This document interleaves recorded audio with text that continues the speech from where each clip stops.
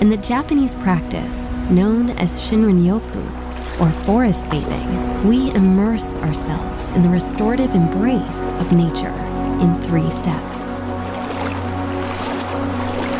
1. Disengage. 2. Breathe and interact with nature. 3. Transition ourselves back into daily life. It is through this connection with nature that we rediscover the ancient bond between humanity and the gifts of the earth.